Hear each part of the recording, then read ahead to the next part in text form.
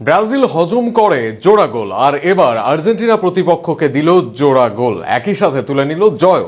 ঘরের মাঠে মেসি ডিপলদের একাদশে না রেখেও জোড়া গোল আর্জেন্টিনা দলের, একই সাথে অভিষেক হলো একাধিক খেলোয়াড়ের।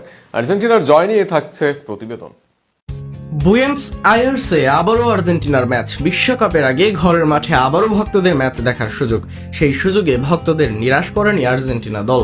ঘরের মাঠে সহজেই তারা হারিয়ে দেয় আফ্রিকান দল মাউরিতানিয়াকে।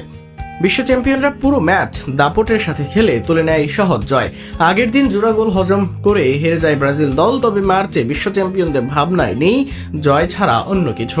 এবার সেই জয়টাই এলো এনজো পাজ মোলিনাদের হাত ধরে, যেখানে মেসি ডিপলদের একাদশের বাইরে রেখেও সমস্যা হয়নি লিওনেল স্কালোনির। একই সাথে একাধিক খেলোয়াড়দের অভিষেক করিয়েও ফেলেন এই কোচ। ম্যাচের শুরু থেকে আক্রমণ করতে থাকে আর্জেন্টিনা দল, আর সেখানেই ফল আসতে লাগেনি বেশিক্ষণ সময়। ম্যাচের 16 মিনিটেই দুর্দান্ত এক আক্রমণ আর্জেন্টিনা দলের। বল পেয়ে আলমাদা টেনে নিলেন প্রতিপক্ষের একাধিক খেলোয়াড়। ফাঁকা স্পেস পেয়ে দারুণ এক রান ফুলব্যাক মলিনার, সেখানেই মলিনা বল বাড়িয়ে দিলেন বক্সে। দারুণ এক স্পেস নিয়ে সেখানে হাজির হলেন এনজো ফার্নান্দেজ। ঠান্ডা মাথার ফিনিশিং এ বল জড়ালেন জালে, এগিয়ে গেল আর্জেন্টিনা দল। এরপর 32 মিনিটে আবারও গোল আলভেসিলেস্তাদের।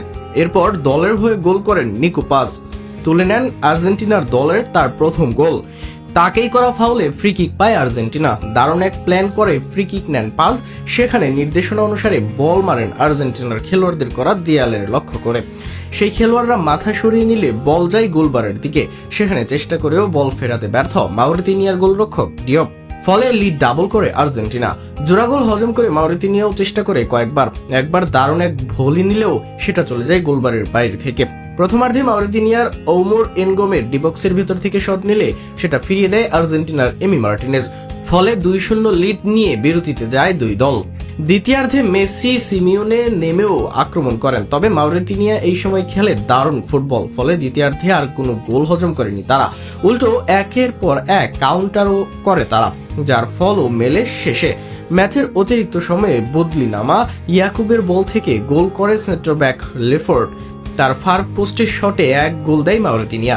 তাতে ম্যাচের ফলে পরিবর্তন না আসলেও আত্মবিশ্বাস পায় দলটি। সব মিলিয়ে ফলাফল আর্জেন্টিনার পক্ষে গেলেও তাদের ভক্তদের সন্তুষ্ট হবার নেই জায়গা। তবে মার্চে মাঠে ফিরে জয় পাওয়ার স্বস্তিটা যে নিশ্চিতভাবে পাবে আর্জেন্টিনা ও তাদের ভক্তরা, এটি নিঃসন্দেহ।